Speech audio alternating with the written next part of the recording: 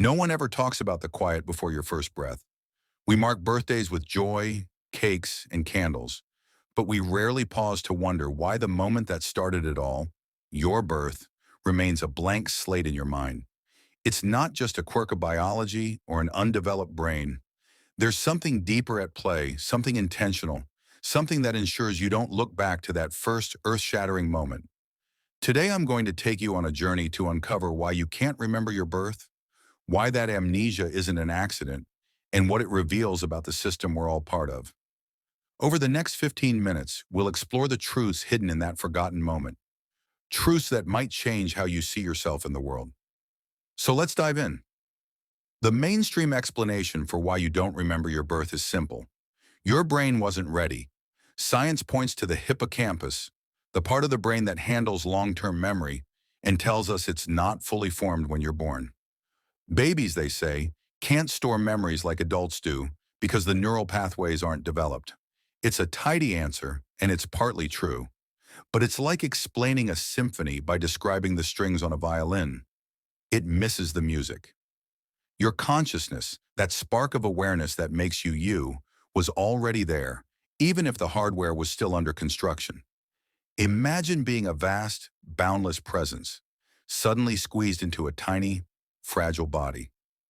What happens when something infinite is forced into something finite? The answer isn't just biology, it's existential. Before you had words, you had feelings. Before you had thoughts, you had sensations. The moment of birth wasn't just a physical event, it was a cosmic shift. You went from a world of warmth, rhythm, and connection to a reality of cold air, bright lights, and sudden separation.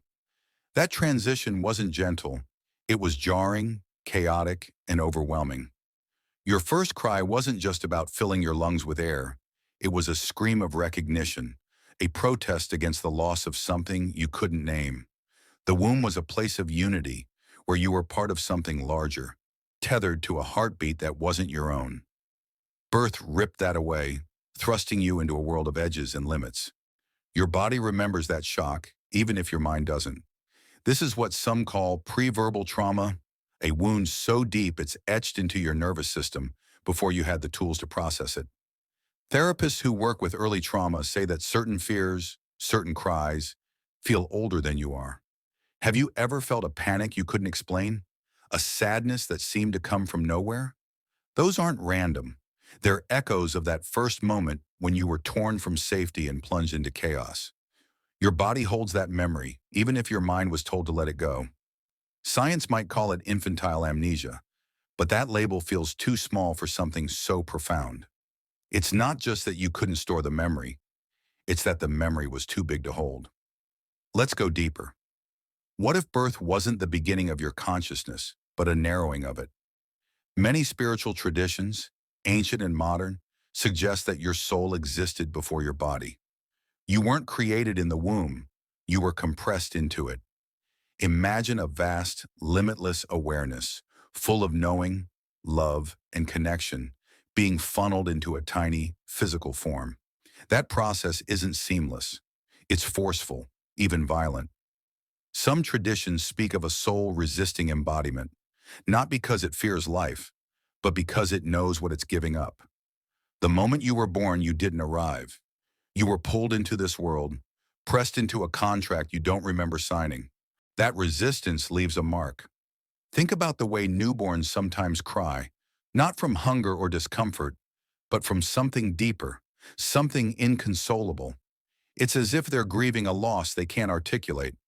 That's because they are. The soul remembers what it was before, a state of boundless connection, free from the weight of a body, the noise of a mind, or the rules of a world. But the moment you entered this reality, a veil was drawn, a barrier that clouds your memory and keeps you from looking back. That veil isn't there to protect you. It's there to keep you focused forward, to ensure you play by the rules of this existence without questioning the terms. Now imagine this. What if the trauma of birth isn't just physical or emotional, but existential? Picture being stripped of everything you know, every memory, every connection, every sense of self, and dropped into a body you can't control, surrounded by strangers, lights, and sounds. That's not just a metaphor for birth. It's what happened. The shock of that moment was so immense that your mind didn't just fail to record it. It erased it to survive. Forgetting wasn't a side effect. It was a survival mechanism. If you remembered the full weight of what you lost, the love, the freedom, the unity, you might not have been able to take your next breath. So your consciousness rebooted, starting fresh, but at a cost. That cost is what we call infantile amnesia, but it's more than a blank spot in your memory. It's a deliberate reset, a way to ensure you adapt to this world without the burden of what came before. But here's the thing. You were conscious before your body took shape. Science is starting to catch up to what mystics have said for centuries. Studies on fetal awareness show babies responding to sounds, touch, and even emotions in the womb. Near-death experiences and past life regressions hint at a consciousness that predates the body. You weren't born when your heart started beating. You were translated into this form. Your body is a lens, not the light itself.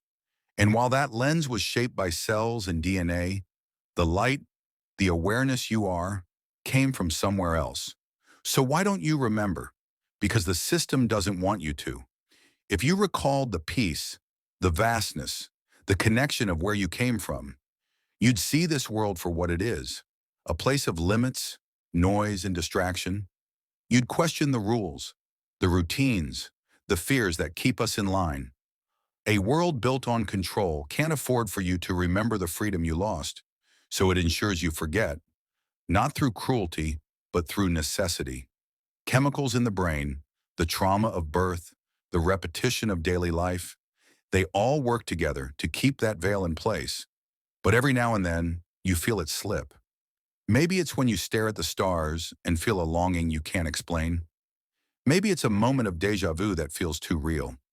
That's not imagination, it's recognition. There's a space between lives, a liminal place that some people glimpse in dreams, hypnosis, or near-death experiences. Some call it a white room, others a tunnel of light. For some, it's peaceful. For others, it's terrifying. These aren't fantasies. They're fragments of the transition you went through. You were there, in that space, before you were pulled into this body. It was a moment of hesitation, of preparation, of surrender.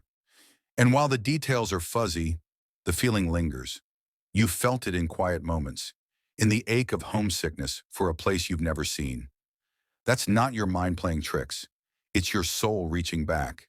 Your body carries more than just bones and blood. It carries echoes of that transition. Modern science calls most of your DNA junk. But what if it's not? What if those silent genes are holding memories, emotions, even traumas from before you were born? Some researchers believe DNA can carry imprints of experiences, not just from your ancestors, but from your soul's journey. That's why you might feel a fear you were never taught, or a love for a place you've never been. Those aren't accidents.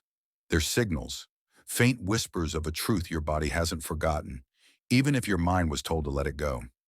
Forgetting your birth wasn't a mistake. It was a design. The system, whether you see it as biological, spiritual, or societal, needs you to function here, not to dwell on what came before. If you remembered the full scope of what you lost, you might not accept the limits of this world. You might demand more love, more freedom, more truth. So the veil stays in place, reinforced by the chaos of life, the noise of routine, and the weight of survival. But it's not airtight. Cracks form in moments of stillness, in grief, in wonder. You feel it when you hear a song that breaks your heart for no reason, or when you wake from a dream that feels more real than reality. Some people carry more than cracks. They carry fragments. If you've ever had a nightmare that felt too vivid, a vision that flickered at the edge of sleep, or a gut feeling that defied logic, you know what I mean. These aren't glitches. They're glimpses. Some call them soul screams, moments when the veil thins and you touch something older than this life. The world might tell you to dismiss them, to call them imagination or stress, but they're not. They're reminders of a truth you were never meant to forget completely. Those who listen, who lean into those moments, often find they're not alone. Others feel it too. the weight of something ancient, something real. The truth is, you didn't just forget your birth. You were made to. But the system isn't perfect. The veil is strong, but it's not unbreakable. Every time you feel that ache, that longing, that sense that something's missing, you're brushing against the truth. You're not just a body, not just a mind. You're a spark of something eternal, pressed into a temporary form. And while the system wants you to forget, your soul wants you to remember. That's why you're here, watching this, searching for answers to questions you can't quite name. So what does this mean for you? It means you're more than the story you've been told. Your birth wasn't the start, it was a transition. Your amnesia isn't a flaw, it's a filter. And the life you're living now is just one chapter in a much larger story. The next time you feel that unexplainable longing, that pull towards something you can't define, don't dismiss it. Lean into it. It's not confusion, it's clarity. It's your soul reminding you that you've been here before and you'll be here again. If you've made it this far, I want to know you're with me. Drop the word awake in the comments to show you've taken in this knowledge. And if this resonated with you, check out the recommended video on your screen right now for more truths that will shift how you see the world. Keep searching, keep questioning, and never stop listening to that quiet voice inside you. The one that remembers what you were told to forget.